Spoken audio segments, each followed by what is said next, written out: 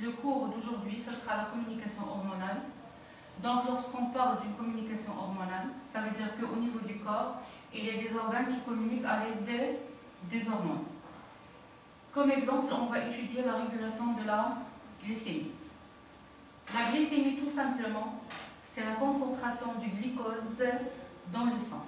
C'est un paramètre important du milieu intérieur. On sait très bien que son maintien par l'organisme dans une gamme de valeurs qui doit être normalement aux alentours de 1 g par litre, mais il varie entre 0,7 et 1,2 g par litre.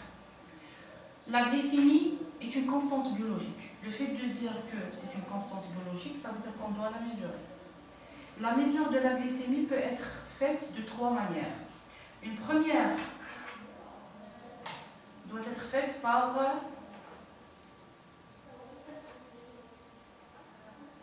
trois manières tout simplement.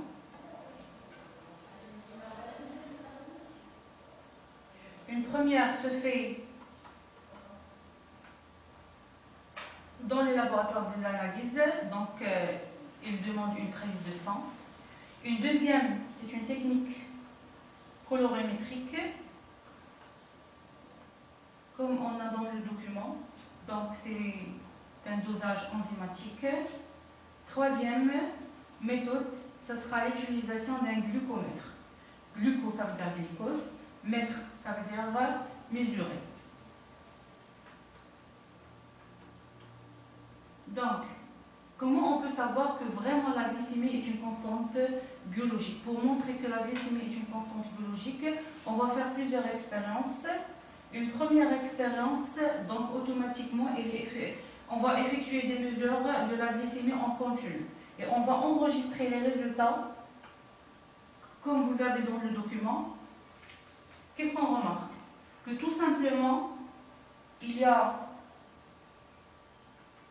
des activités, soit des activités physiques, soit l'apprentissage de repas, donc automatiquement, soit petit déjeuner, soit dîner. Donc automatiquement, qu'est-ce qu'on remarque? La première chose, on doit analyser et interpréter les résultats représentés sur le document.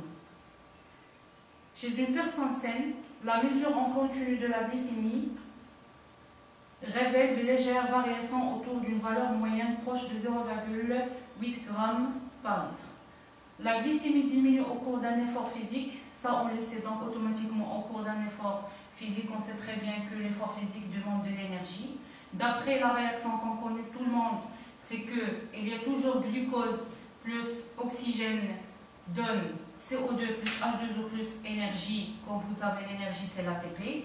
Donc automatiquement l'activité sportive ou l'activité physique demande de l'énergie. Puisqu'il demande de l'énergie, donc automatiquement on parle d'une consommation de glucose. La glycémie diminue au cours d'un effort physique et augmente après les repas. On remarque que soit après les repas, soit après l'activité physique, il y a toujours un retour à l'état initial.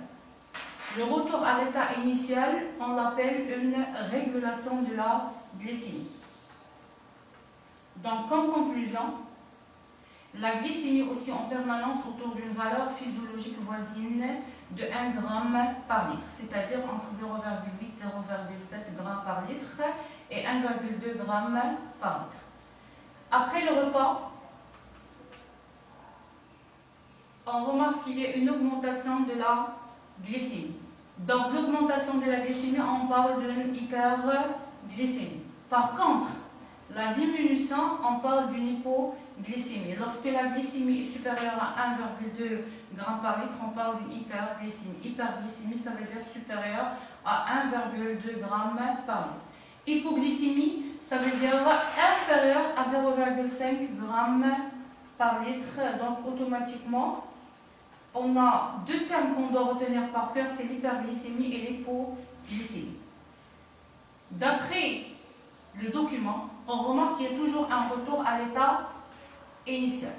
Donc, puisqu'il y a un retour à l'état initial, un retour aux alentours 1 g par litre, donc on parle d'une régulation de la glycémie. La régulation de la glycémie se fait au niveau du corps.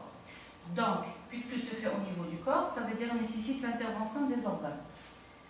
Dans l'activité numéro 2, on va étudier quels sont les organes responsables de cette régulation de la glycémie. On commence par le foie. Pardon.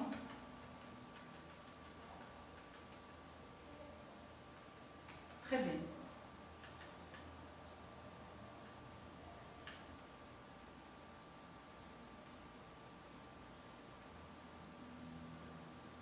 On commence par le foie. On a ici une expérience du foie lavé. C'est l'expérience de Claude Bernard. Donc tout simplement, qu'est-ce qu'il a fait Claude Bernard? Il a essayé d'utiliser un foie et il a essayé de laver le foie 2 fois. Une première fois, il a récupéré l'eau qui sort, donc automatiquement, il a trouvé que l'eau est sucrée dans le début de l'expérience. Mais après, il a abandonné avec le foie et il a retourné vers l'expérience après 24 heures. Qu'est-ce qu'il a remarqué? Il a remarqué que l'eau qui sort, elle est toujours sucrée. Donc, ce qu'on peut conclure, c'est que dans le foie, il existe 2 types de substances.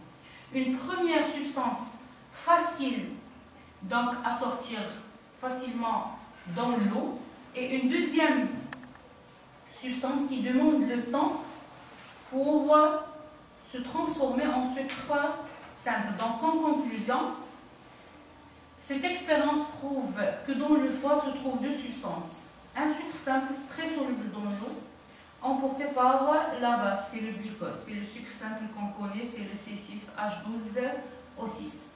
Et un sucre complexe, ça veut dire qu'il est formé par plusieurs molécules de glycose. Assez peu soluble dans l'eau, se transforme peu à peu, ça veut dire qu'il demande du temps pour se transformer en sucre simple. Claude Bernard, il a appelé la deuxième substance glycogène. Très bien. Donc voilà le foie.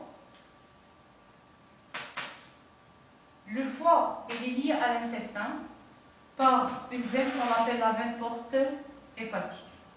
Et dans le foie se trouve aussi une autre veine qu'on appelle veine sur-hépatique. On a essayé de mesurer automatiquement la glycémie dans la veine porte hépatique et dans la veine sur-hépatique, soit après un repas, soit après une période de jeûne de quelques heures, ça veut dire une courte durée. Qu'est-ce qu'on remarque? Que la concentration, elle varie. Donc, après une période de jeûne, on remarque que la glycémie dans la veine porte est de 0,8 g par litre. Mais après un temps, ça veut dire après la sortie du sang, on remarque que le sang elle a une glycémie de 0,95 à 1,05. Ça veut dire que la glycémie a augmenté. Par contre, après un repas, on remarque le contraire. C'est qu'au début, dans la veine porte, il y a 2,5 g par litre. Mais après, ça veut dire dans la veine sur-hépatique, on remarque que la glycémie a diminué de 2,5 à 1 ou à 1,2 g par litre. On remarque qu'il y a une quantité de glycémie ou une quantité de glucose qui va être stockée dans le foie. Par contre, après une période de jeûne, on voit qu'il y a une libération de glucose dans le sang. Donc ces 2 phénomènes, soit le stockage, soit la libération, se font au niveau du foie. Donc analyser les données expérimentales du document. Après le repas, la glycémie augmente dans la veine porte hépatique. Après le passage du sang dans le foie, la glycémie devient normale dans la veine sur-hépatique. C'est bon? Par contre, après une période de jeûne, on note une diminution de glucose dans la veine porte hépatique. Après le passage du sang dans le foie, la glycémie devient normale dans la veine sur-hépatique.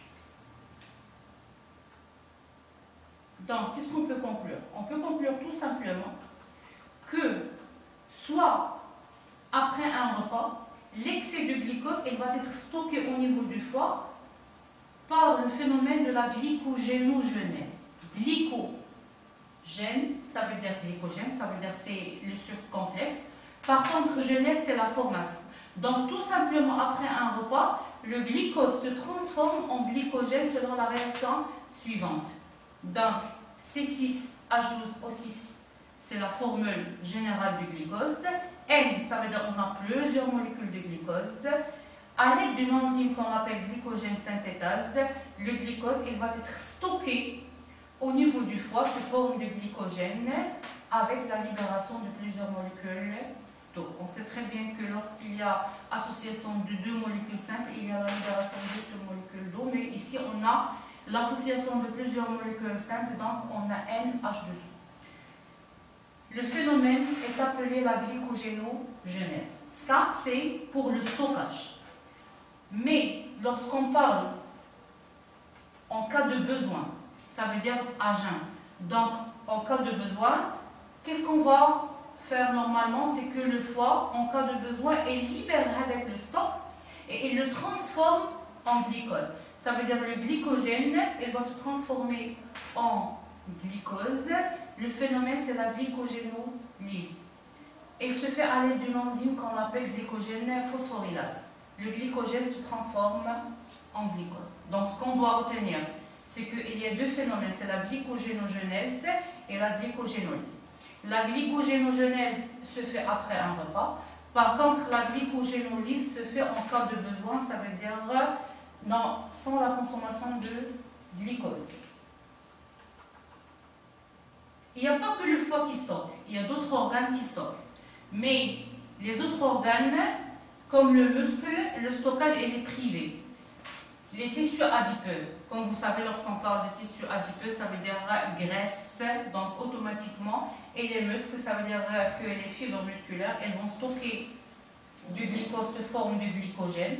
Mais le tissu adipeux, il ne va pas stocker le glucose sous forme de glycogène, mais il le stocke sous forme de lipides, ça veut dire c'est de la graisse.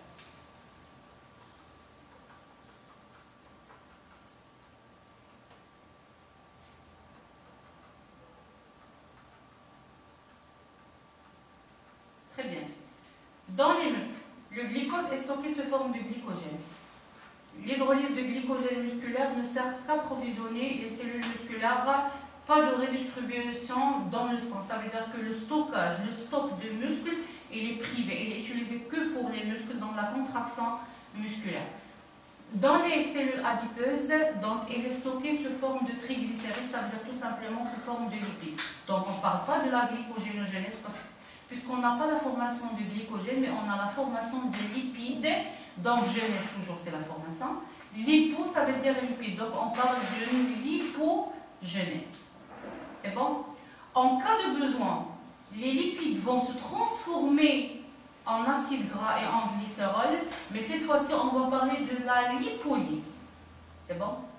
Le foie, il est capable de produire du glucose à partir de molécules non glucidiques. Ça veut dire, si je parle de non glucidiques, ça veut dire pas du sucre, mais elles vont utiliser, le foie, il utilise aussi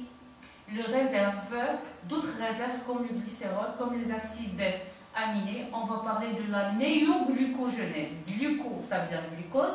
Genèse, ça veut dire formation.